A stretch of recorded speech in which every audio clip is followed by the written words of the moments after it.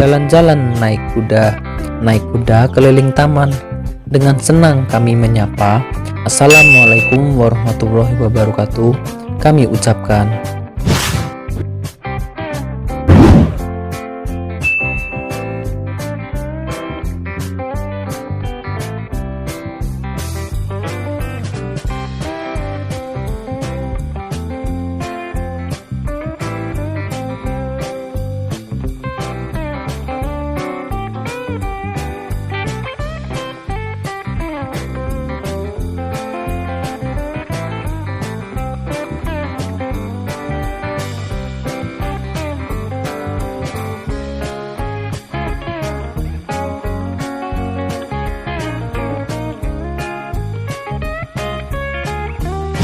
Oke, baiklah, langsung saja kita mulai video animasi perpajakan dari kami.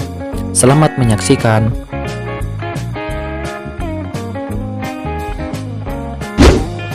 Nah, apakah kalian mengetahui tentang apa yang dimaksud dengan definisi pajak?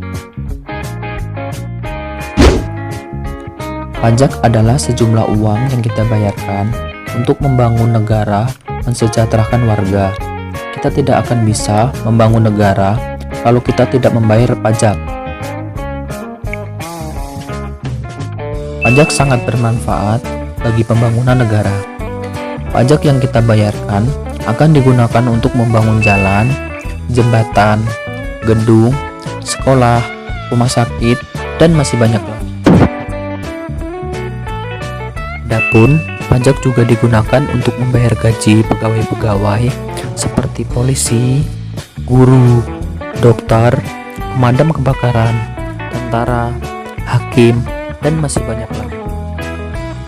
Dengan adanya pembagian urusan pemerintahan, urusan pajak dibedakan pula pengelolaannya, yakni pajak yang dikelola pemerintahan pusat yang disebut pajak pusat, serta pajak yang dikelola pemerintahan daerah yang disebut pajak daerah.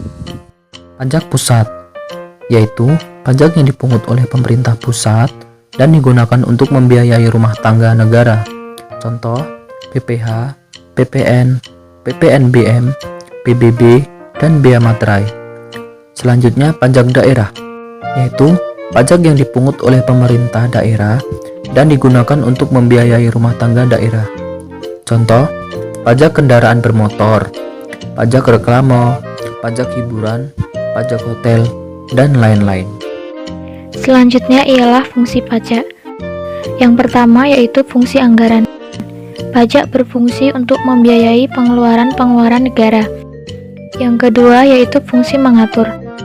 Pemerintah bisa mengatur pertumbuhan ekonomi melalui kebijakan pajak. Yang ketiga, fungsi stabilitas. Pemerintah memiliki dana untuk menjalankan kebijakan yang berhubungan dengan stabilitas harga sehingga inflasi dapat dikendalikan. Yang terakhir yaitu fungsi redistribusi, yaitu membiayai semua kepentingan umum, termasuk juga untuk membiayai pembangunan sehingga dapat membuka kesempatan kerja. Sistem pemungutan pajak.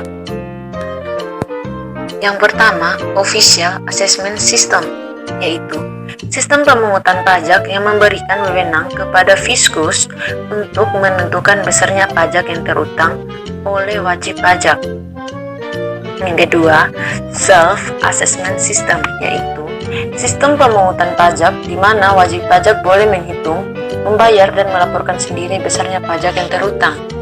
Yang ketiga, With Assessment System, yaitu sistem pemungutan pajak yang memberikan wewenang kepada pihak ketiga untuk menentukan besarnya pajak yang terutang oleh wajib pajak.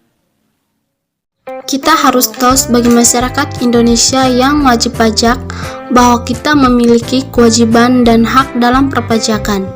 Nah, untuk mengetahui kewajiban dan hak perpajakan itu, baiknya kita bahas bersama.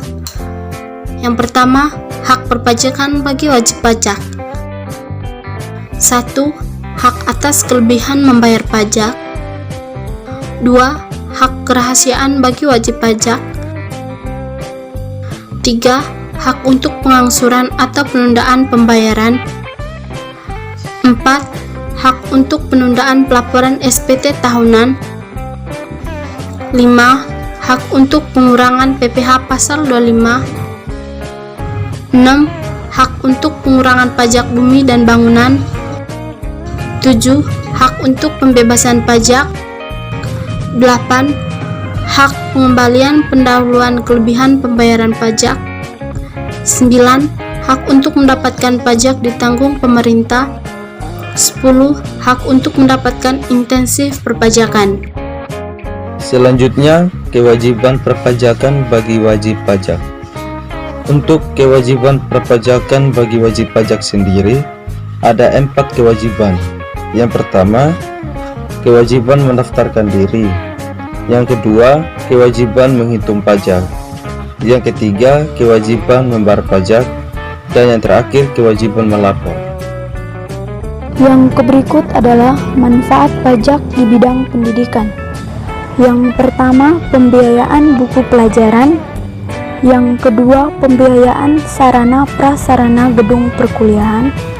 Yang ketiga, subsidi BBM dan penyediaan bus kampus.